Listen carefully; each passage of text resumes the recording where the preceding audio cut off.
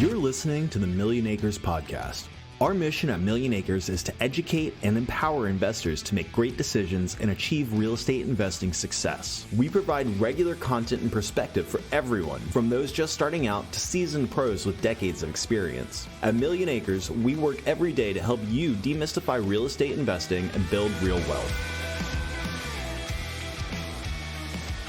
Hello, I'm Deidre Woollard, an editor at Millionacres, and thank you so much for tuning into the Millionacres Podcast. If you follow millionacres.com, you may have noticed that we're rolling out more localized content.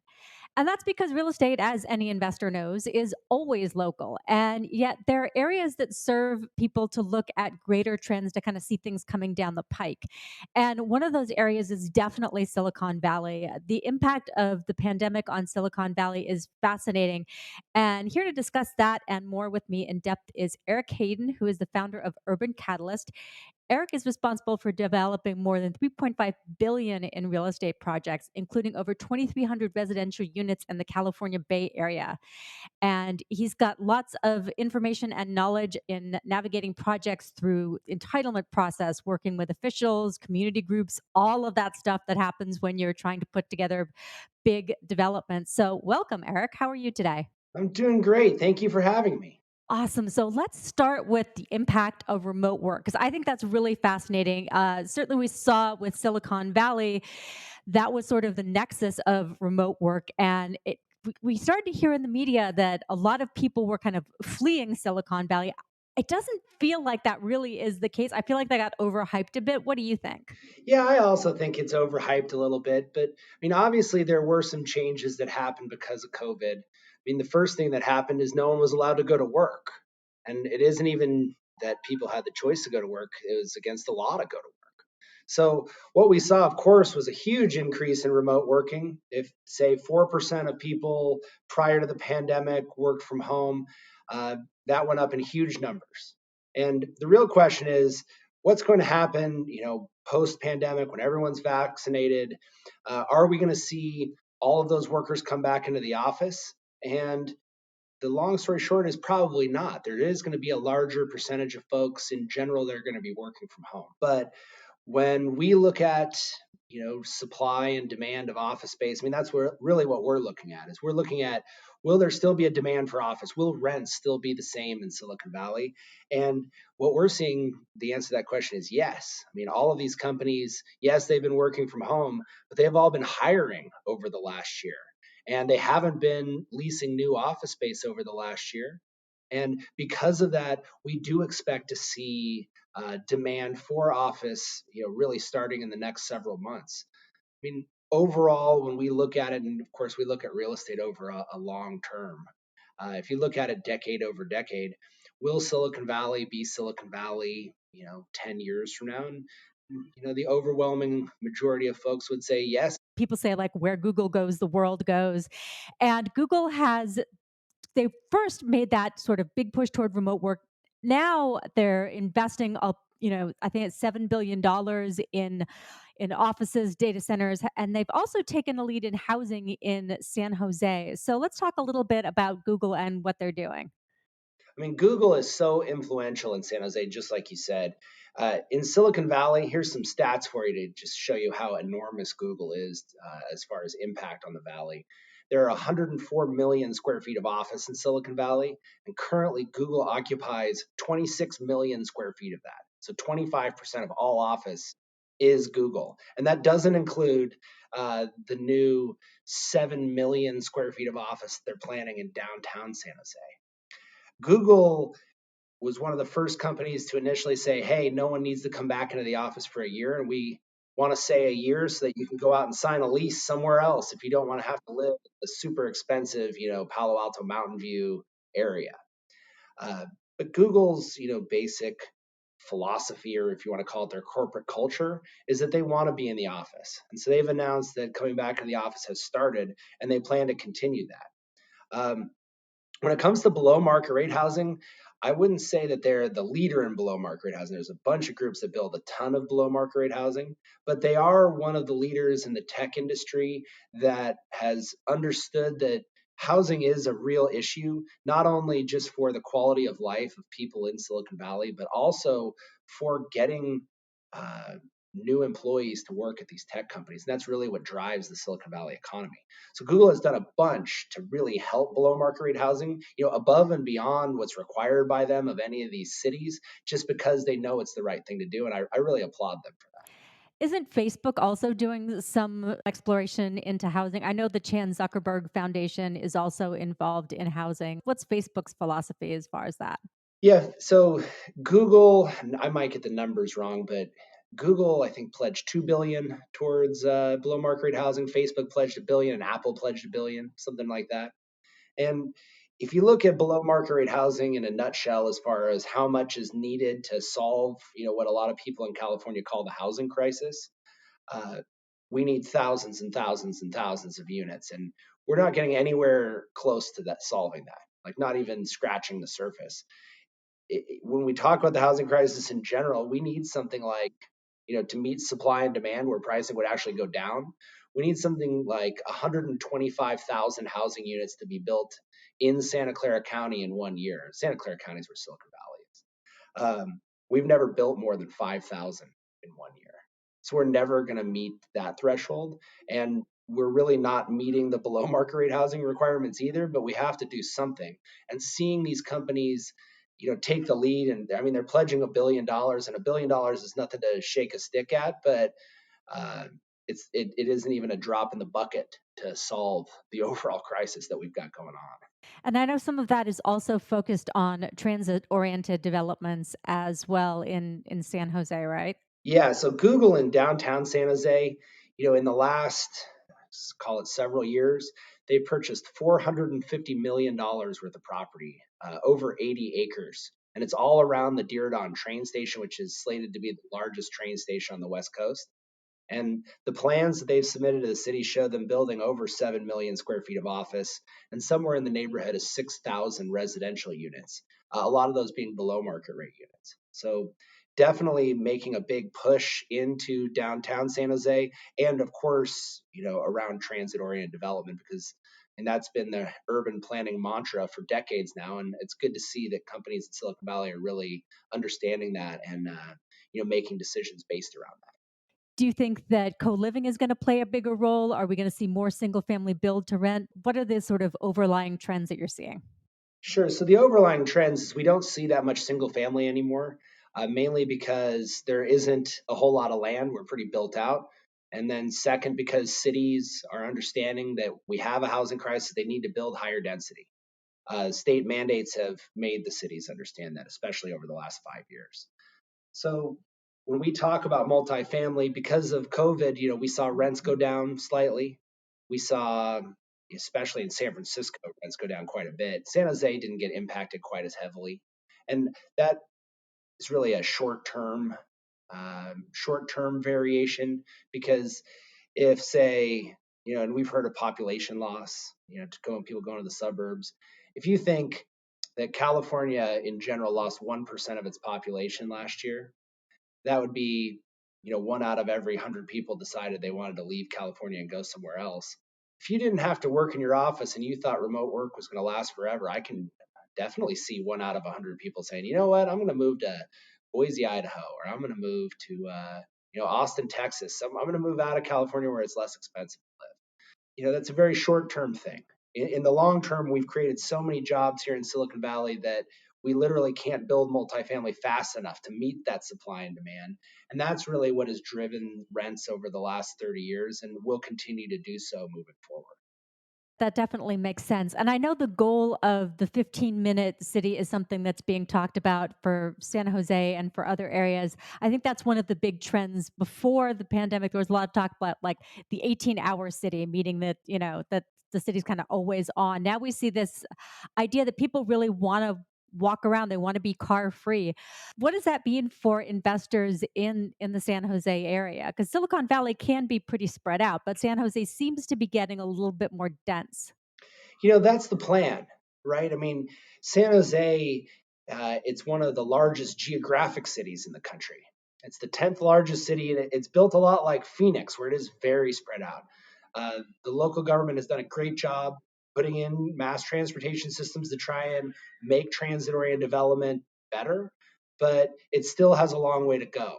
And new plans are the same as old plans. They want people to move into the urban corridors near transit where all the infrastructure is already in place.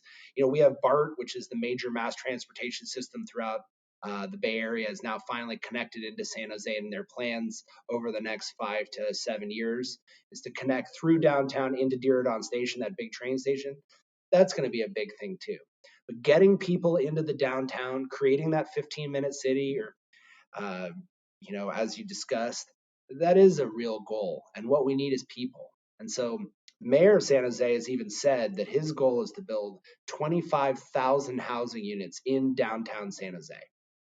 And that is a steep goal. I mean, that would be the equivalent of like 80 to 100 high-rise buildings constructed in downtown. I mean, downtown right now probably has about 30 high-rise buildings. So saying that is really saying something about where the future of San Jose is going. Interesting. So, is there a lot of what they call Nimbyism, the sort of not in my backyard energy around the community in general? Or what is the feeling of residents who already are in the area? In the downtown core, not a lot of NIMBYism. In the downtown core, people understand this is where you build high density housing, this is where you build high density office, other things like that. Just outside of the downtown core, close to where Google is building their big campus, you can call that West Downtown. There are some community groups, but those community groups in general have been proactive. They've worked with the city to develop specific plans for their neighborhoods. They're very vocal about design, but their pushback isn't necessarily height and density anymore. They've really come to understand that they do live in the middle of a giant city.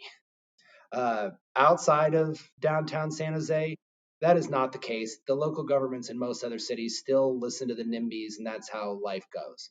The state has been doing a lot of work in recent years to take away certain aspects of local land use authority so that developers can come in and say, I'm building a high density multifamily project here by right. And that has scared a lot of cities. And so we see this in general fluctuation on city councils where they get really pro housing and they designate a bunch of sites in their town for high density. And then NIMBYism backlash, they become a completely anti-housing city for 5 years. And then they flip back to a housing city. So a lot of that going on. But overall, downtown, I mean, one of the reasons we formed Urban Catalyst and focused on the downtown core is because it is so streamlined in the pre-construction process, making developments happening, getting to our building permits. That is something that downtown San Jose excels at. Another thing I find fascinating about San Jose is I feel like it's sort of finding itself as a city. When we talked about those Silicon Valley workers, it used to be in the past that a lot of people would work at like a Google or a Facebook, but then try to still want to live in San Francisco because they wanted, they're young, they want access to nightlife, they want that sort of city living. Is San Jose becoming more city-like and sort of growing up as a city? It is. It's really interesting the way that San Jose has evolved over time. San Jose in general is a bedroom community. And all those people that work at Google and Mountain View, they all live in San Jose. And the commute times between downtown San Jose and say downtown Mountain View, it's like 15 miles or 20 miles. Commute time's an hour and a half during peak rush hour. And it's because we see this huge movement of people from San Jose north up to Mountain View in the morning, this huge movement down to San Jose in the afternoon. But San Jose, like we were just talking about, it was a very spread out city. So most of those folks live in single family suburban neighborhoods, which doesn't create that synergy. So in the last 5 to 10 years, downtown has really been growing up. And I wouldn't even say growing up, I'd say coming back to its peak time, which was probably like 1945 when downtown San Jose was really a true downtown. And it went into a long period of time where it wasn't, really the place to be. The government did a lot of work putting money into downtown, building up its infrastructure, building up a lot of the transit options that are now available. And now, around 3 years ago, we really saw like that light switch turn on. And we saw this movement of these big tech companies coming to downtown. At the same time, a lot of developers came into downtown, Urban Catalyst included, because we saw the wave of development coming, and we wanted to get in on the ground floor and acquire properties before the prices were driven sky high by all of this activity. Interesting. So what was it in the beginning of San Jose that made it, you talked about 1945. Was that because it was on a train line, or what was the thing that sort of started off the city in the beginning? Well, that's a great question. I love talking about sort of the history of San Jose because San Jose used to be called, before it was Silicon Valley, it was called the Valley of Heart's Delight because it had just some of the best weather in the whole world. And it was, in general, a farming community, and there were a lot of orchards, especially in the springtime. The blossoms on the orchards were so beautiful that people just loved to live in San Jose. San Jose formed as a city and was one of the largest cities because of its central location in the valley and its location next to the Guadalupe River. Um, really hit its peak in 1945 when canning was the largest industry in town.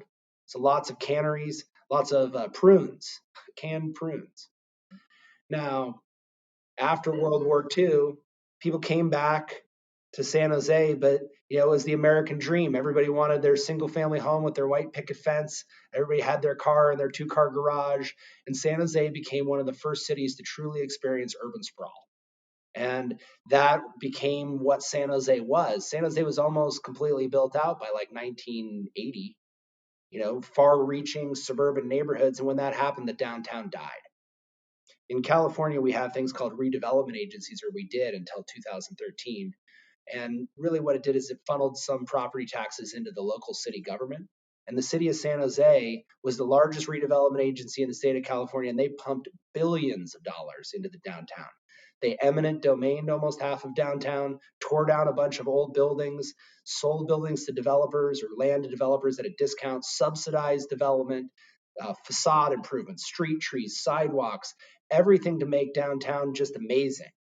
And if you talk to the former redevelopment agency heads, they'd say, we spent years putting the bones in for downtown San Jose, and now it's time for people to come and build on top of that. And really, that's what we're seeing in this current wave of development that's occurring.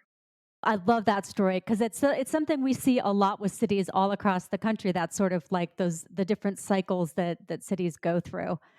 So for you, working with local officials to get projects built, what is that like? Is there anything that find surprising? I mean, we talked a little bit about Nimbyism. Is there anything else that kind of aspiring developers might need to know about how to do that sort of thing? I'm glad you brought that up because that is one of the major aspects of a developer's job is understanding local governments all the way from the staff level all the way up to the city council members. And in general, you got to keep your finger on the pulse as to what is happening, what the issues are. The issues change over time. I remember when I started off in the industry 15 years ago, the politicians in San Jose would run on the premise that they wouldn't allow below market rate housing built in their neighborhoods. Now, flash forward 15 years, they all run on the premise, we will build more below market rate housing than anyone else. So times really change. It's important to understand who you are as a developer, what you're planning on doing, and really focusing on the community. This is one of the things we work really hard on at Urban Catalyst, and that is we don't just want to create projects that are financial vehicles for investors that make money. We care about our community that we do business in. We've been doing business in downtown San Jose for decades, and we want to build projects the community wants and needs. So it is possible to create that win-win where you find this great project the community wants and needs. It fits into their overall plan, and then at the same time, it's also something that investors will want to invest in so that you can build the project. I mean, it does take money to build projects after all. Being able to demonstrate that and articulate that to your local elected officials is great. Having a clear process to go through to get to your building permits, which is so challenging in most cities in California. San Jose has done a great job of that. We meet with the planning department, the heads of public works and planning once a month because we have so many projects in the process right now that we get kind of extra attention, which I like. But really working with them to find a solution. It isn't so much that they're like trying to stop you, it's that you have to help them figure out how to get you to the finish line. And we really enjoy our relationships with them in doing that. And then when it comes time, to go to city council and get approvals, if your project has to do that, working with your elected officials, not only through the process of them becoming elected officials and their campaigns, but also knowing what their priorities are, and working with them to help achieve their goals, outside of what you're doing as a developer is important. And we spend a lot of time doing that. We've had 2 of our projects go to city council over the last 6 months, and we've had unanimous approvals for both. And a lot of that was because our buildings were the right buildings for the right place with staff support, and the local officials knew who we are, know that we have the right ideas in mind, that we're going to work with the community in the right way to build these projects. And like I said, it's that win-win. Interesting. So, in terms of when you're building these projects, is there a public factor in terms of like adding parks, or are there concerns about traffic and things like that? San Jose has some pretty clearly defined fees as far as, what we have to pay for below market rate housing or what we have to pay for parks. Like, for example, for parks, if you're building multifamily, it's $25,000 per unit. Goes towards the construction of new parks. Most of the time we're doing projects on smaller infill sites, like an acre or less. And so they don't necessarily want to see a park like on our property, but us paying into their parks department so that they can go and acquire properties and improve properties to build new parks is important. Same thing with below market rate housing. I mean, obviously, there's a crisis and we need to solve it. We're more than happy to do our parts to do that. When we talk about projects in general and what they want to see and what the neighborhood talks about, it's usually what I call the big 4, which is density, traffic, parking, height is the 4th one. Those are the 4 things that the community always wants to make sure that they have a say on.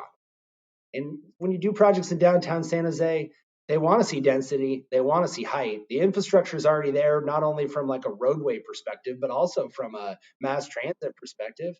And then, you're able to do projects more successfully. If you're doing projects in suburban neighborhoods, yeah, the NIMBYs, they definitely get a lot more agitated about all of those factors. Well, I have a question about parking because I feel like the requirements for parking city by city seem to be shifting a little bit. Before you really had to have. Certainly in multifamily, you had to have like at least 1 space per unit. Now I'm seeing some places where they're changing those requirements. What is San Jose's attitude about parking right now? San Jose, especially in the downtown, is very flexible. Outside of downtown, they're more suburban. But in the downtown, multifamily can be parked at 1-to-1 or even less in some cases. Now, we don't necessarily always do that. Depending on the location of the buildings, we obviously want to be able to attract quality tenants, and there is a market rate, aspect associated with this. If we're leasing an apartment and that tenant is expecting a parking spot for the type of project that we're building, then yeah, maybe we'll build a little bit more parking. It's there. Here's another one of those changing things in my career. It used to be you better park 2 spaces per unit. And there is a big battle over how much parking. And now the battle's almost the opposite, where the city says, we don't want you to put in any parking or very little. And you say, but I know I need more parking. my tenants are going to demand more parking. So I think the current ways that the cities are working are they're very good as far as encouraging transit-oriented development, getting our society out of their cars and into other modes of transportation. So that's great. And from a developer perspective, they're not pushing us down to the point where we have projects that, won't be able to lease up. So having that balance is great.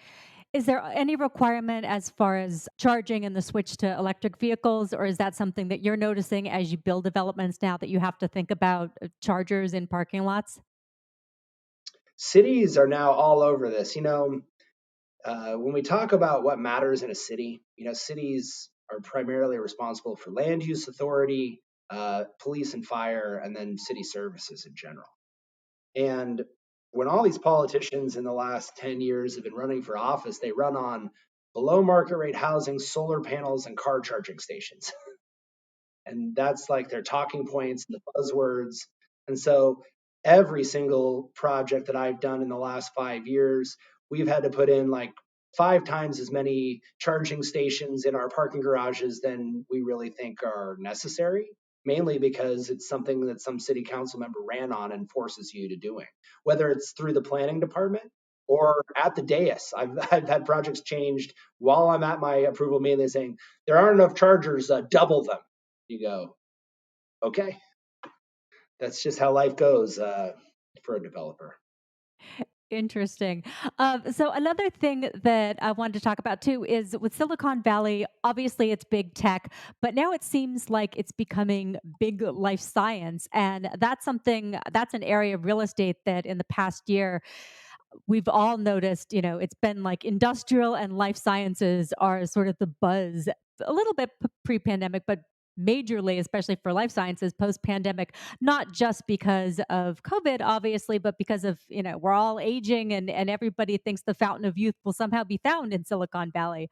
So what are you seeing in life sciences? So yeah, big surge in life sciences, and just like you said, it has been the soup du jour. It's the flavor of the month for real estate, industrial and life sciences, and a lot of that has to do with when you do life science type products, you have to have people, and those people have to have office space to be in or lab space to be in order to work. Same thing with industrial. Amazon still needs to move their boxes through their facilities to get them to your doorstep. So they've, over the last year, of course, we've seen a lot of that. Now, I like to take kind of, 1,000-foot view. Here at Urban Catalyst, we do have 10-year funds. And when I see real estate over this longer period of time, this is more of a pretty cool in the end of 2020, early 2021. And, it'll fall off in the next couple of years and something else will replace it that is the newest shiny object that everybody wants to talk about. I do think that we are going to find the fountain of youth here in Silicon Valley somewhere. I talked to a lot of CEOs that are onto some just amazing life science products, things that are just going to change our lives forever. So, center of innovation and technology in the world, here we are. When it comes to life sciences taking over tech in Silicon Valley, it's important to know that tech is still just the main driver. And really the biggest change that's happened in Silicon Valley over the last 15 years is if 15 or 20 years ago you thought, okay, Silicon Valley, it's Oracle, it's HP, it's fledgling Google, pretty cool, but it's really the land of startups, and it was. Flash forward 20 years, and now 5 companies have more than 50% of all office space in Silicon Valley. That Google, Facebook, Amazon, Microsoft, these companies, they're just gigantic. It's more of an institutional company place now than it ever was before. Now, granted, those startups are still here, but just the fact that you have Apple and you have iPhones and that's not going anywhere is really changed the overall landscape of Silicon Valley over the last couple of decades and made it a lot more immune to, things like a .com crash. That makes sense. All right, let's take a short break here. Like what you're hearing? Get more real estate investing news and advice from Millionacres on Instagram at Millionacres and on Twitter at Millionacres_co. During our break today, we are excited to have Millionacres lead investment analyst Matt Argersinger here to speak briefly about one of our newest services, Real Estate Winners. Thank you for joining us, Matt. Thanks for having me. So what is Real Estate Winners and who is it for? Well, I like to think of Real Estate Winners as our answer to Stock Advisor in the real estate market. It is a service that provides recommendations on publicly traded real estate investment trusts and real estate companies. So it's a pretty big universe out there. There's over 200 REITs to choose from and probably dozens, if not hundreds, of real estate companies are in our universe. And we provide regular investment recommendations as well as commentary on the market, educational material. And it's really designed to get anyone who's interested in investing and learning about real estate started. So is it geared toward new investors or is it more for seasoned pros? I think Real Estate Winners can serve both. I think if you're a new investor, maybe you're just getting started with stocks and you want to learn more about how to add real estate to your portfolio, great place to start. If you're a seasoned investor and just thinking, okay, how can I diversify my portfolio, maybe reduce the volatility in my portfolio, maybe add some income to my portfolio, then I think Real Estate Winners is a great solution for that cohort as well. Fantastic. What are the benefits of being a member of Real Estate Winners? Number one benefit is day one when you join, you get our top 10 investment ideas at the moment. So really right from the beginning, you know what our 10 best ideas in the publicly traded real estate market are. And then going forward on a monthly basis, you'll get a new recommendation, sometimes more than one new recommendation. as well as regular content that we're coming out. We're covering our past recommendations, providing updates, and talking about the real estate market. So it's really the full package. Perfect. So what do you need to get started? Really, all you need is a discount brokerage account. So if you're used to buying stocks, and you probably already have that. If you haven't bought stocks in the past, of course, just open a discount brokerage account. These days, you don't even have to pay commissions. It's fantastic. So it really couldn't be easier to get started investing with Real Estate Winners. Sounds fantastic. So how can people sign up? Sure, they can head over to real.fool.com. That's real.fool.com.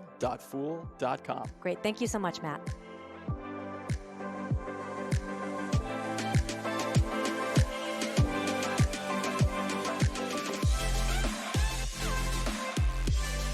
All right, I am back with Erik Hayden of Urban Catalyst, and we are talking all things Silicon Valley. So let's get into opportunity zones, because I know Urban Catalyst is heavily invested in opportunity zones. There's a lot of talk about them. We've got some deadlines coming up. There's a bit of criticism, of course, about having opportunity zones in wealthy areas like Silicon Valley. What have you heard about that? So, I read the news just like anybody else, and there'll always be criticism of government programs, especially when they're new, like the Opportunity Zone program. I would say when the program came out as a part of the 2017 Tax Cuts and Jobs Act, it was like 5 pages of legislation. And since then, they've had 3 rounds of clarifications from the Treasury and the IRS, and each one was like 250 pages long. And the final clarifications didn't come out until December of 2019. So we've only had about a year and a half that this program has been, finalized. So it's still just almost in its infancy. Now, when we hear about talk of which places were designated opportunity zones and which ones weren't, it's a pretty simple formula. It was the federal government said it's going to be lower income areas that are census tracts. And the states are going to get to choose which census tracts qualify, and each state gets to choose 25%. Now, from a developer standpoint, we looked at it as, well, the census tracts that are eligible are all the exact same ones that are eligible for federal tax credits for below market rate housing. So no one reinvented the wheel by selecting these census tracts. They've been in place like this for many, many years. There's just some new program that people want to kind of discuss and talk about what's good and what's bad. And I don't hear a whole lot of debate over below market rate housing tax credit census tract eligibility. But we have seen a little bit of that, especially in the papers. Overall, I would say that downtown San Jose and areas of the Bay Area that have been designated, every one of those census tracts deserves to be an opportunity zone. There isn't a single one that doesn't have that lower income aspect, that doesn't have something that this community needs that is going to benefit from this program. So when it comes to that in the Valley, of the tracts that I know, it's definitely deserving. Overall, the Biden administration, when they came into office, they met with the national working group that advises the Treasury and the IRS on opportunity zone legislation. One of my partners, Sean Raft, is on that working group, so we really have, an insider access into what they're chatting about. And in general, they said they wanted to see more reporting requirements, and that's something that we really, encourage and want to see too.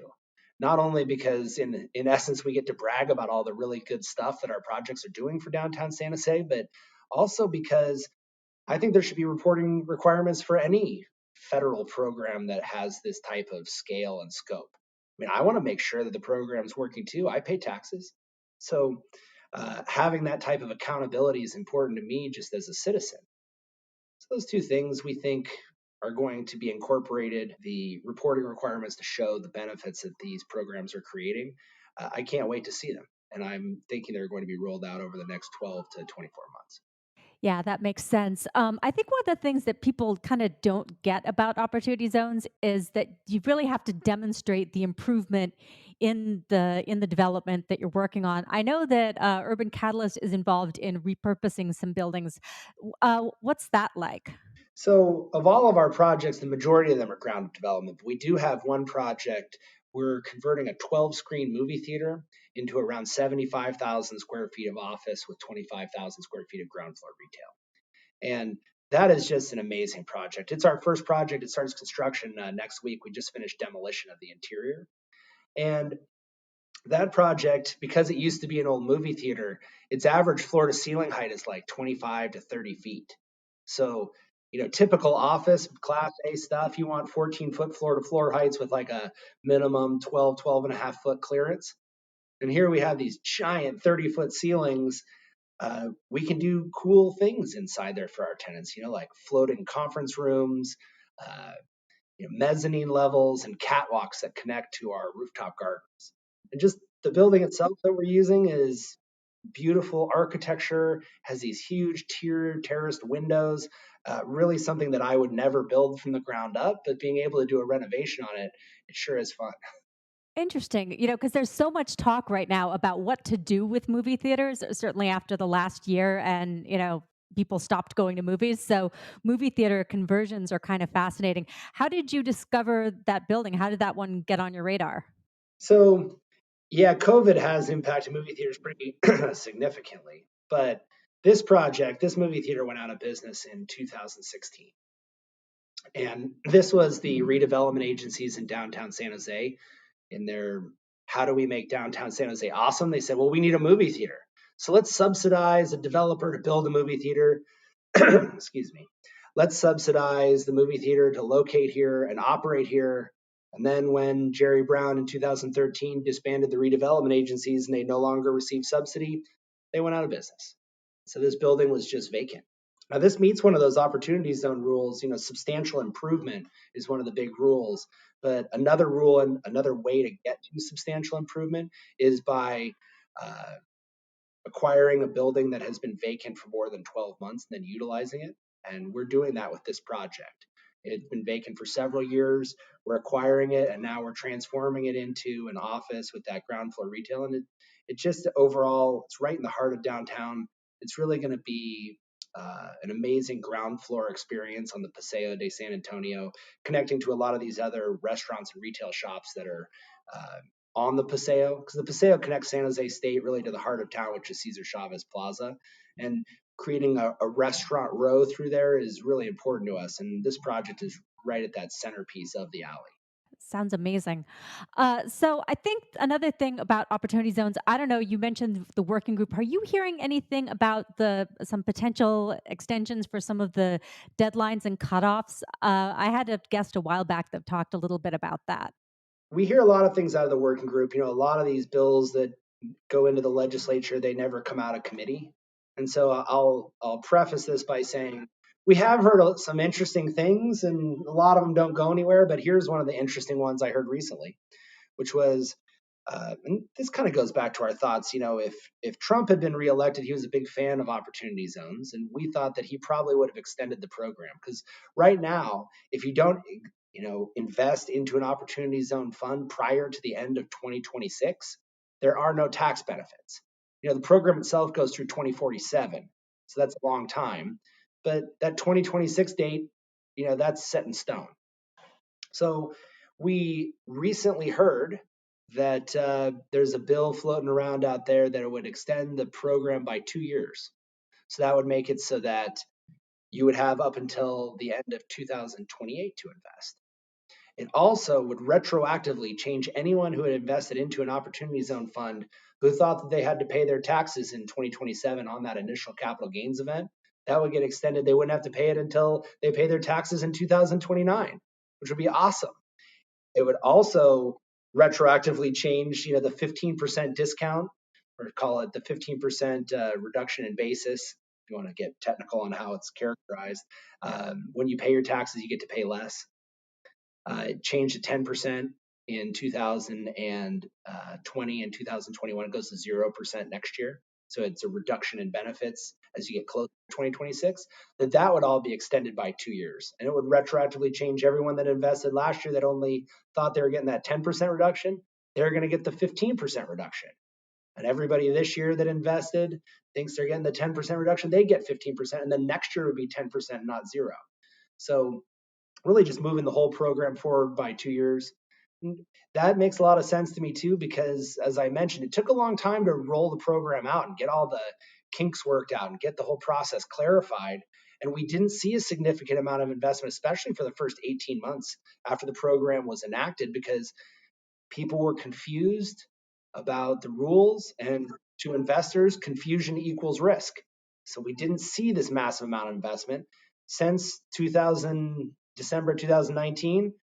All we've had is a global pandemic, which has obviously negatively affected investment into a lot of different types, opportunity zone funds included.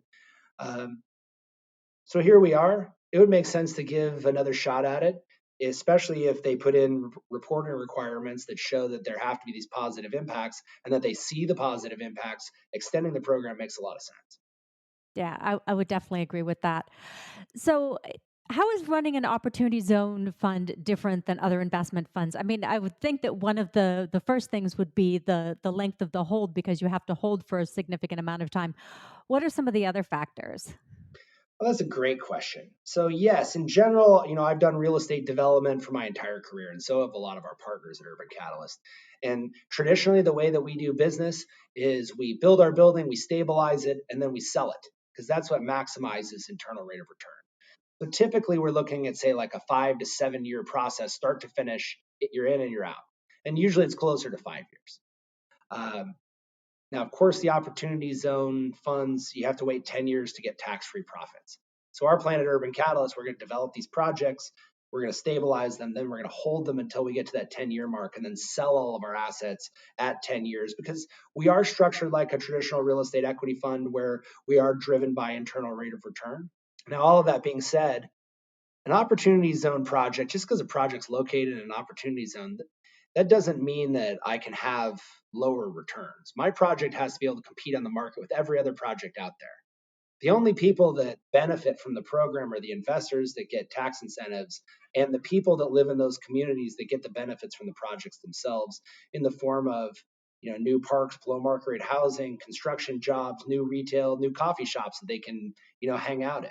So the developers, we don't really get those benefits, and the project returns have to be similar, equivalent to any other real estate development project I've done anywhere that anyone does across the country. It's just risk versus return. So what we see in the opportunity zone space is we see this longer term hold, which in general makes our IRR slightly lower than what I would traditionally see in a development.